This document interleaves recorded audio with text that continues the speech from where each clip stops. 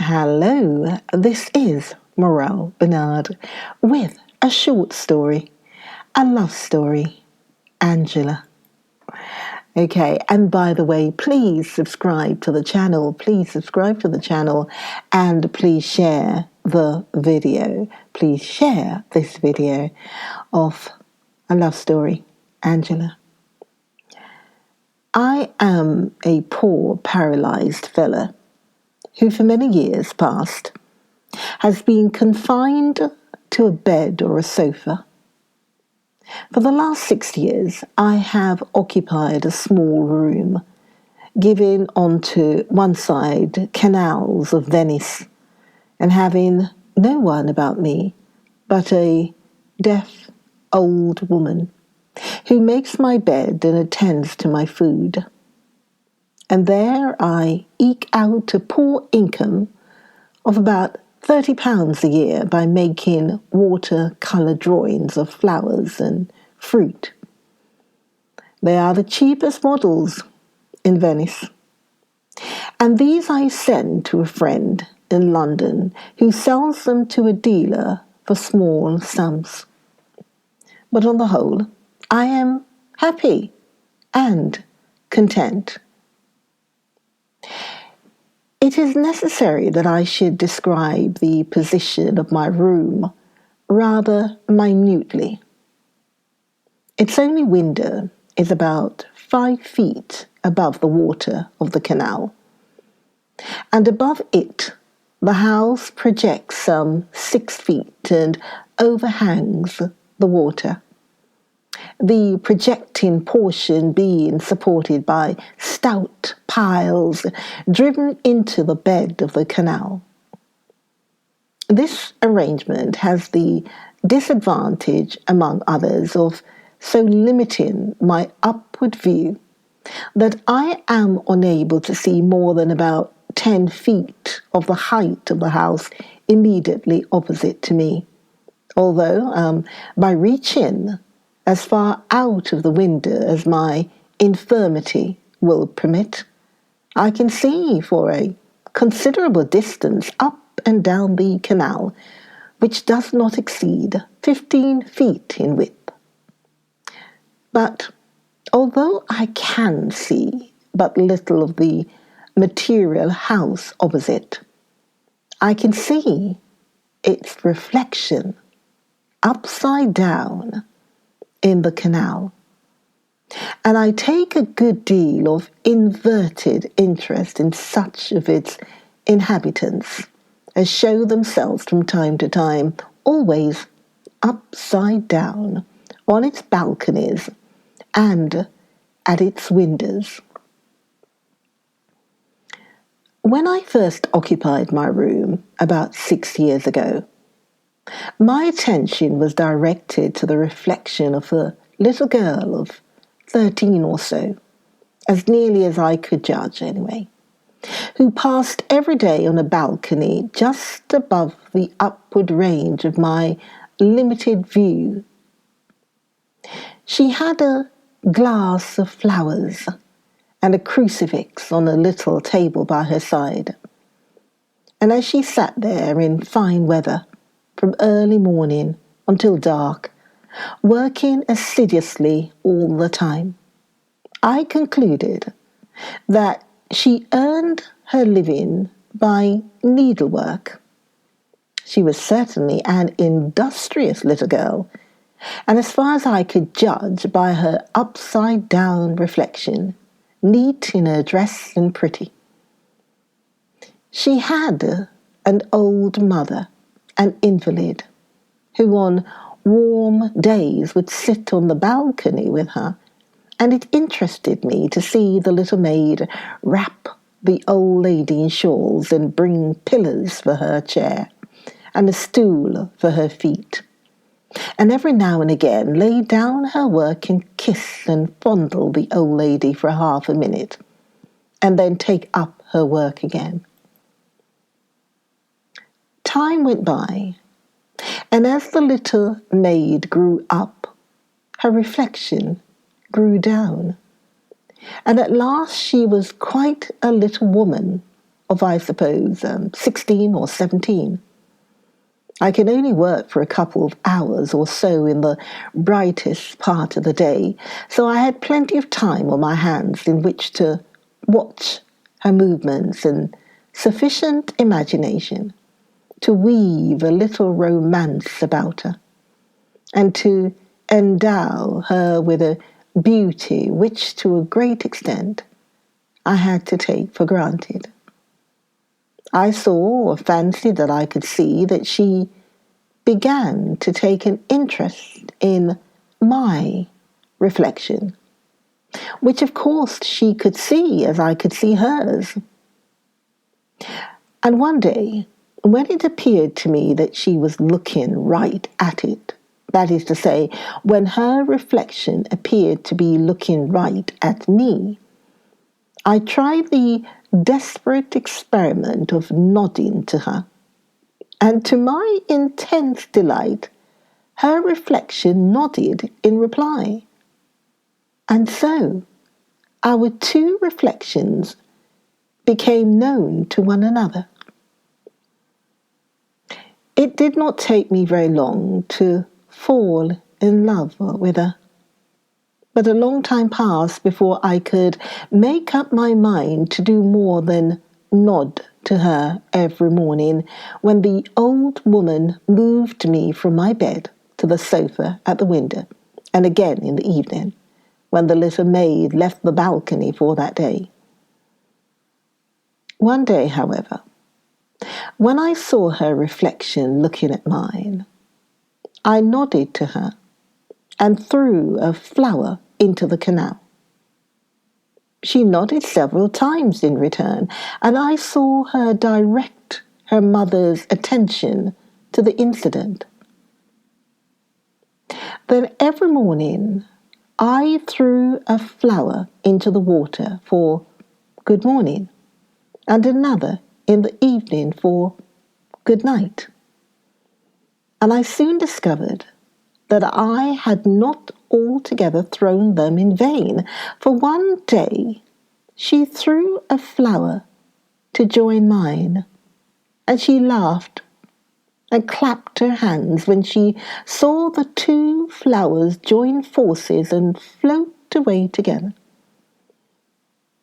And then every morning and every evening she threw her flower when I threw mine.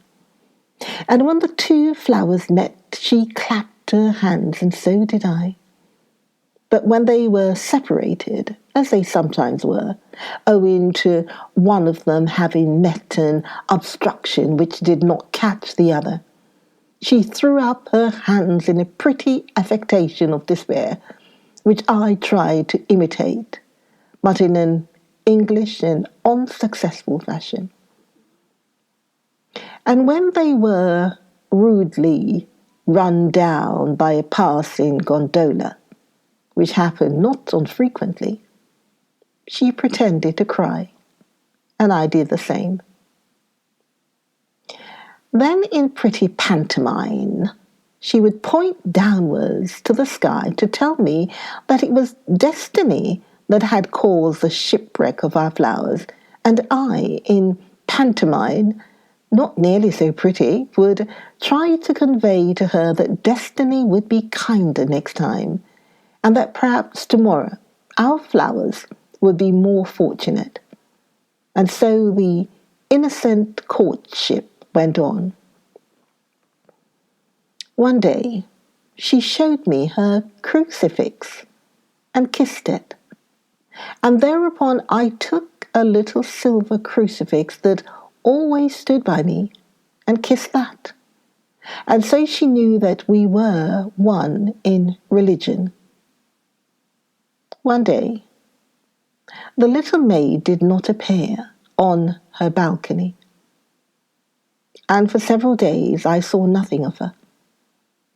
And although I threw my flowers as usual, no flower came to keep it company.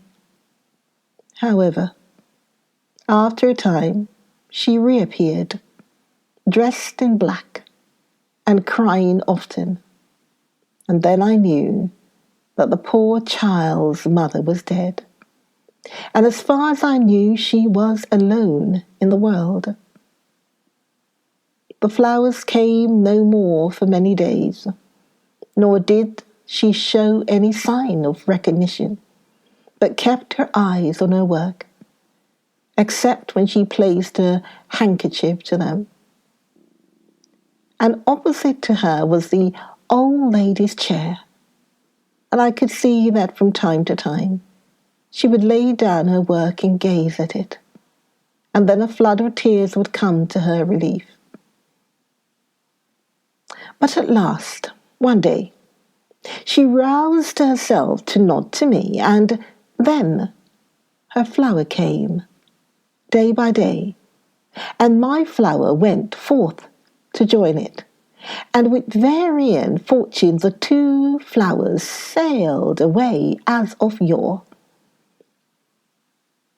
But the darkest day of all to me was when a good-looking young gondolier, standing right end uppermost in his gondola, for I could see him in the flesh, he worked his craft alongside the house and stood talking to her as she sat on the balcony. They seemed to speak as old friends. Indeed, as well as I could make out, he held her by the hand during the whole of their interview, which lasted quite half an hour. Eventually he pushed off and left my heart heavy within me. But I soon took heart of grace, for as soon as he was out of sight, the little maid threw two flowers growing on the same stem, an allegory of which I could make nothing, until it broke upon me that she meant to convey to me that he and she were brother and sister, and that I had no cause to be sad. And thereupon I nodded to her cheerily, and she nodded to me and laughed aloud, and I laughed in return, and all went on again as before. Then came a dark and dreary time, for it became necessary that I should undergo treatment that confined me absolutely to my bed for many days. And I worried and fretted to think that the little maid and I should see each other no longer, and worse still, that she would think that I had gone away without even hinting to her that I was going.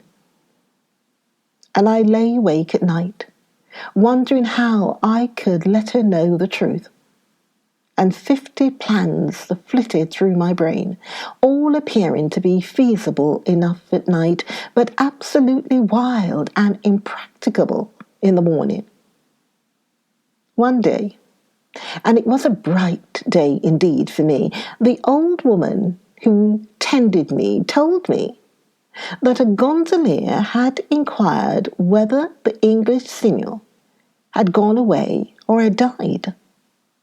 And so I learned that the little maid had been anxious about me, and that she had sent her brother to inquire.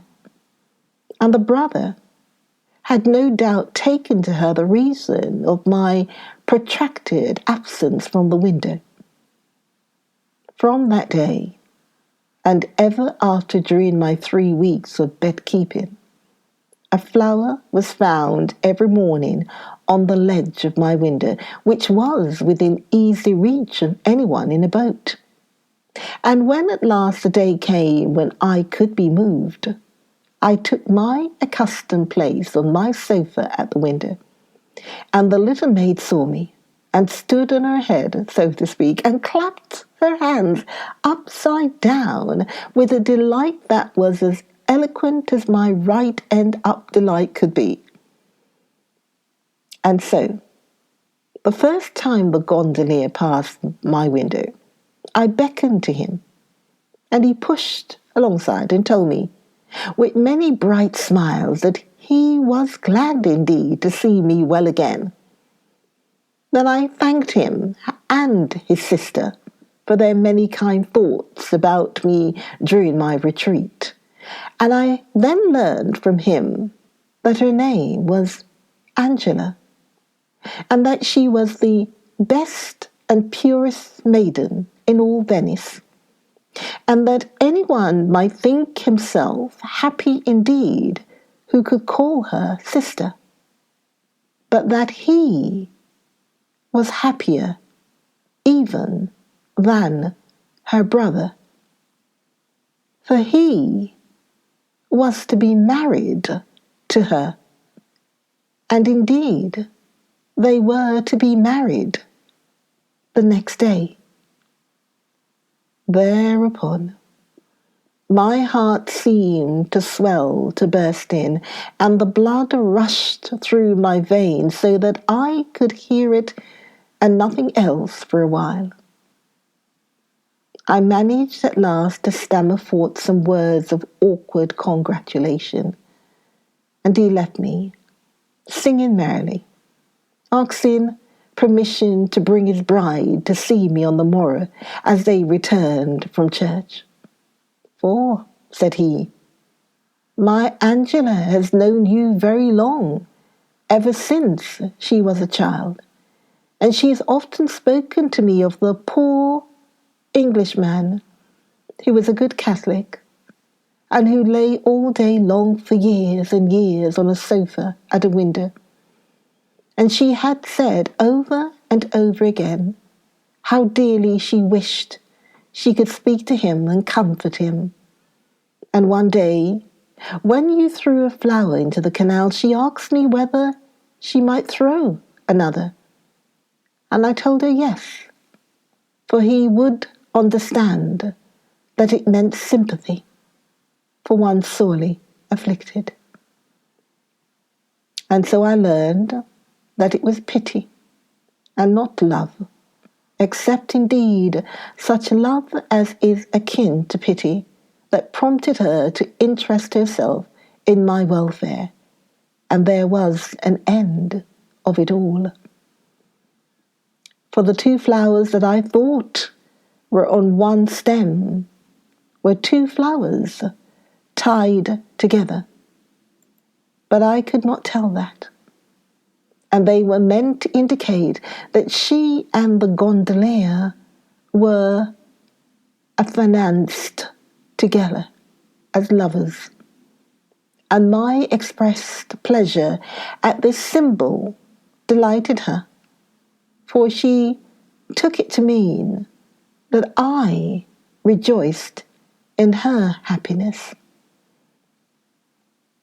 And the next day, the gondolier came with a train of other gondoliers, all decked in their holiday garb, and on his gondola sat Angela, happy and blushing at her happiness. Then he and she entered the house in which I dwelt, and came into my room. And it was strange indeed, after so many years of inversion, to see her with her head above her feet. And then she wished me happiness and a speedy restoration to good health, which could never be. And I, in broken words and with tears in my eyes, gave her the little silver crucifix that had stood by my bed on my table for so many years. And Angela took it reverently and crossed herself and kissed it, and so departed with her delighted husband.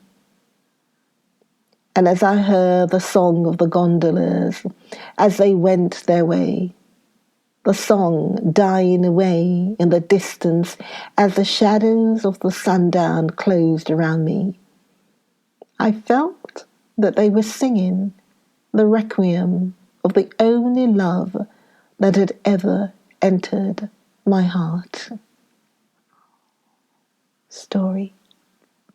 The story of the Englishman in Venice and the young girl who had already chosen her husband to be.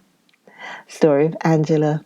Join me for another short story. Join me, Morel Bernard, for another short story coming soon. Join me then, Morel saying. Okay, take care for now. Bye.